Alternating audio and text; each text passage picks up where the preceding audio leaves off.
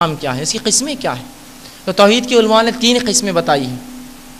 توحید الربوبیہ کہ اللہ کی رب ہونے میں اس کو ایک جاننا، توحید الاسماء والصفات اللہ کے نام اور صفات میں اس کو ایک جاننا، اور تیسرا توحید العبادہ اللہ کی عبادت میں اس کو ایک جاننا۔ اب یہ کیا ہے؟ اس کے رب ہونے میں ایک جاننا، اسماء و صفات نام اور صفاتوں میں ایک جاننا، اور عبادت میں ایک جاننا۔ مختصر سا، زیادہ نہیں رکھوں گا، مختصر سا اس کی ایک جھلک آپ کے سامنے رکھتا ہوں، یہ اس کا کیا معنی ہوتا ہے۔ آئیے، توحید الربوبیہ یہ کیا ہے؟ اللہ کو رب ماننا، مطلب اللہ نے ہم کو پیدا کیا، وہی ہم کو ماریں گا، تمام تر مرحلے پیدائش سے موت تک جو کچھ آتے تمام کا وہ مالک وہ ہے، اچھائی اور برائی کا دینے والا وہ ہے۔ جب کچھ بھی نہیں تھا اللہ کی ذات تھی، جب کچھ بھی نہیں رہیں گا اللہ باقی رہیں گا، یہ سب اس کے رب ہونے میں شامل ہے۔ رب کہتے عربی زبان میں اس ذات کو ہے جو شروعات سے خاتمے تک پہنچائے، اس کو رب کہتے ہیں۔ تو اللہ کا رب ہونا، جیسے کہ اللہ رب العزت نے قرآن میں سورہ زمر آیت نمبر 62 میں فرمایا، اللہ خلق کل شیء، کہ اللہ نے تمام چیزوں کو پیدا کیا۔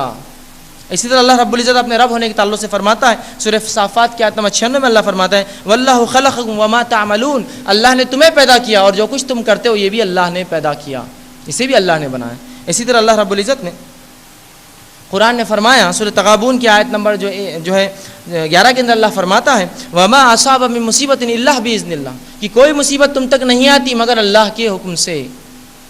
تو یہ اللہ کا رب ہونا ہے، پیدا کرنے والا، تمام اعمال کا اور تمام مصیبتوں کو دینے والا، اور آخر مارنے والا، اور پھر جلانے والا، اور پھر جنت اور جہنم دینے والا، یہ ہے رب۔ اور ایسا رب اللہ کو مشرکین مکہ بھی مانتے تھے، مشرکین مکہ بھی مانتے تھے، یاد رکھیے، وہ بھی اللہ کو رب مانتے تھے اور جو ہے اس کی اطاعت کرتے تھے۔ دوسری جو ہے توحید کی جو دوسرا جو حصہ ہے توحید کا، وہ ہے توحید الاسماء والصفات، اللہ کے نام اور اس کی صفتوں میں اس کو ایک جاننا۔ اب یہ کیا معنی ہے کہ اللہ کے نام اور اس کی صفتوں میں اللہ کو ایک جاننا؟ آئیے اس کو دیکھیں۔ سب سے پہلی چیز تو یہ کہ اللہ کے نام اور صفات ہے، جیسے اللہ کے کتنے نام ہیں؟ 99 نام ہیں اللہ کے، یا بہرحال اس سے زیادہ بھی علماء گنتے ہیں۔ تو اللہ کے 99 سے زیادہ نام اور صفات ہیں، ان پر ایمان لائے۔ اب آپ کہیں گے اللہ کے نام اور صفات پر ایمان یہ کیا ہوتا ہے؟ بہت سی بار یہ معلوم نہیں ہوتا ہے۔ تو یاد رکھیے، اللہ رب العزت نے قرآن میں اپنے ناموں کے تعلق سے فرمایا، سورہ اعراف اس کی آیت نمبر جو 180 میں اللہ فرماتا ہے، وَلِلَّهِ الْأَسْمَاءُ الْحُسْنَى فَادْعُوهُ بِهَا، اللہ کے لیے بہترین نام اور صفات ہیں، ان نام و صفات سے اس کو پکارو، فَادْعُوهُ بِهَا، ان نام و صفات سے اس کو پکارو۔ تو اللہ کے نام اور صفات کیوں ہیں؟ تاکہ وہ نام اور صفات سے ہم اللہ کو پکاریں، اس سے دعائیں کریں، التجائیں کریں، ہے نا۔ جس طرح سے اگر کسی کو مدد چاہیے تو اللہ کی ایک صفت لے، اگر وہ وسعت چاہتا ہے اللہ کی صفت یا واسع سے پکارے، اور جو اللہ رب العزت سے رحم چاہتا ہے یا رحمان اور رحیم کی صفت سے پکارے، اللہ رب العزت سے مغفرت چاہتا ہے یا غفور کی صفت سے، توبہ کرنا چاہتا ہے یا تواب کی صفت سے، زندگی چاہتا ہے الحی کی صفت سے پکارے، اور اپنے آپ کو یا رزق کشادگی چاہتا ہے یا رزاق کی صفت سے پکارے اس کو۔ یہی اس لیے تو فدعوہ بہا، پکارو اس کے نام اور صفات سے اس کو، یہ اسی کے لیے دیے گئے۔ تو اللہ کے نام اور صفات ہیں، ان نام و صفات سے اس کو پکارنا چاہیے ہمیں، ٹھیک ہے۔ اسی طرح جو ہے اللہ کے نام و صفات کے تعلق سے چند باتیں جان لیں کہ اللہ کو ہم نئے نام نہ دیں، اللہ کو انہی ناموں سے پکارے جن ناموں سے اللہ نے خود کو کتاب میں اور رسول اللہ صلی اللہ علیہ وسلم نے پکارا ہو۔ اپنے من مانے ناموں سے اللہ کو نہ پکارے، یاد رکھیں۔ تو اللہ کو انہی ناموں سے پکارے جو اللہ کی کتاب یا اس کے رسول نے بتائے، اور اپنے من مانے نام نہ دے۔ دوسرا، اللہ کی صفات جو ہے وہ مخلوق کو نہ دے، اور مخلوق کی صفات اللہ کو نہ دے۔ اب آپ کہیں گے اللہ کی نام و صفات مخلوق کو نہ دے، تو بہت سے لوگوں کے نام تو ہم میں جو ہے ہوتے ہیں اللہ کے ناموں پر، تو اگر مخلوق کو نام دیے جاتے ہیں اس کے آگے عبد اگر آدمی ہے تو، مرد ہے تو، اور امت اگر عورت ہے تو، عبداللہ امت اللہ، عبد الرحمن امت الرحمن، اس طرح سے کریں۔ تو اللہ کے نام و صفات ہے اور اس کو نئے نام و صفات نہ دے، اس کے نام و صفات مخلوق کو نہ دے، مخلوق کے نام و صفات اللہ کو نہ دے۔ آپ کہیں گے مخلوق کے نام و صفات اللہ کو نہ دے، یہ کیا ہوا؟ جیسا کچھ لوگوں نے کہا اللہ سوتا ہے، کہ اللہ سوتا ہے؟ نہیں، اللہ تو اونگ بھی نہیں لیتا ہے، تو سونا تو دور کی بات ہے، سونے سے پہلے آدمی اونگتا ہے، تو اللہ نے کہا وہ اونگتا بھی نہیں۔ بہرحال تو یہ اللہ کے نام و صفات کے تعلق سے۔ اور تیسرا اور سب سے اہم حصہ جو توحید کا ہے وہ توحید العبادہ ہے۔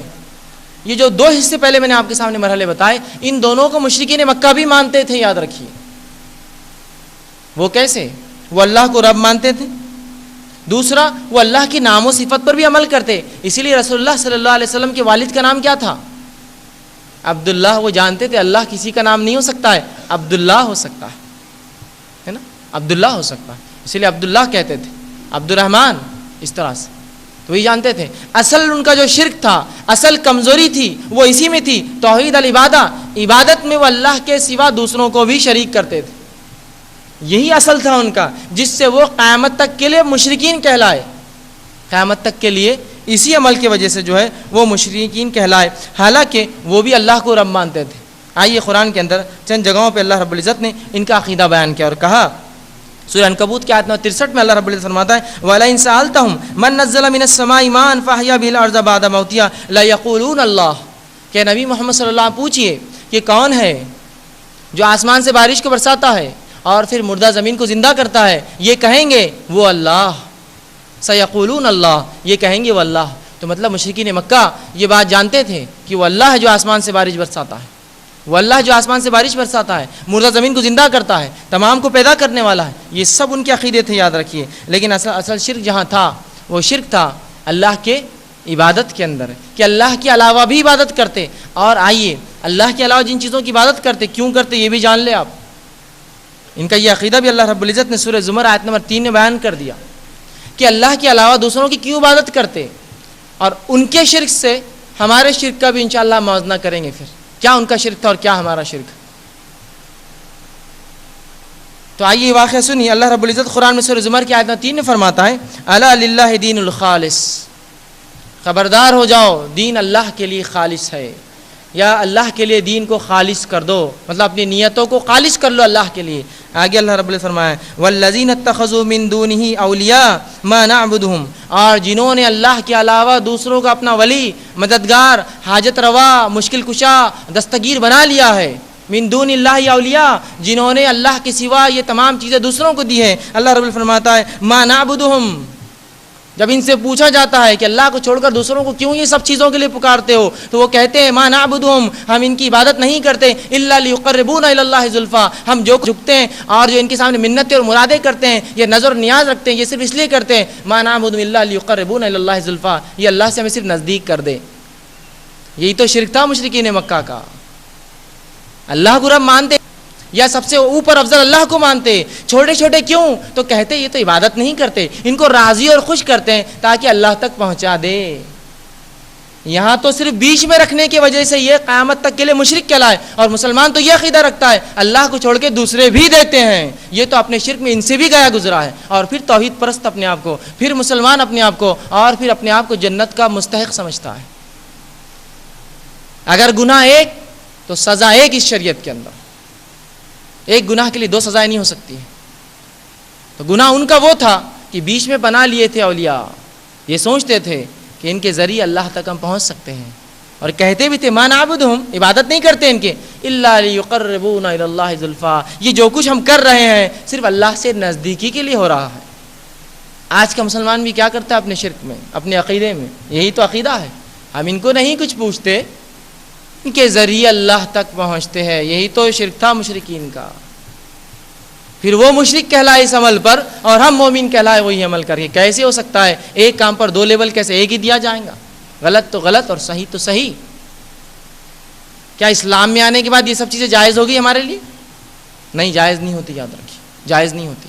تو یہاں جو ہے ان کا شرک اسی قسم کا تھا کہ عبادت میں شرک کرتے، اور یہی شرک کی وجہ سے یہ مشرک کہلائے۔ اور یہ اللہ کے علاوہ جو دوسروں کو پوچھتے وہ صرف اس لیے کہ وہ اللہ سے انہیں کیا کر دیں، نزدیکی دلا دیں، نزدیکی دلا دیں۔ آج مسلمان سے بھی کہا جاتا ہے کہ اولاد ہے تو کس اللہ سے مانگو، تو کہتے ہیں اللہ سے ہی مانگتے ہیں، لیکن کسی کے ذریعے سے، کسی تو اللہ سیدھے نہیں سنتا۔ سبحان اللہ، اگر رب سیدھے نہیں سنتا تو پھر کون سیدھے سنتا ہے؟ جس رب کے تعلق سے تم خود کہتے ہو کہ میرے دل کے خیالات وہ جانتا ہے، برے خیال پر اس سے توبہ کرتے ہو، تو وہ رب جب دل کے خیالات جانتا ہے تو کیا تیری دعائیں سیدھے نہیں سنتا؟ جو خیالات کو جانتا ہے تیرے، کیا چاہیے تجھے اس کو معلوم ہے تجھ سے پہلے؟ یہی تو شرک تھا ان کا، وہ کہتے نہیں اللہ سیدھے نہیں سنتا، بیچ میں مرحلے چاہیے، ذریعے چاہیے، اسی شرک کی وجہ سے قیامت تک مشرک کہلائے۔ بہرحال میرا موضوع نہیں ہے، انشاءاللہ وسیلہ اور شفاعت کے موضوع میں اس کی تفصیلات میں رکھوں گا اس عمل کی۔ بہرحال اب آئیے شرک کیا ہے، شرک کی قواعد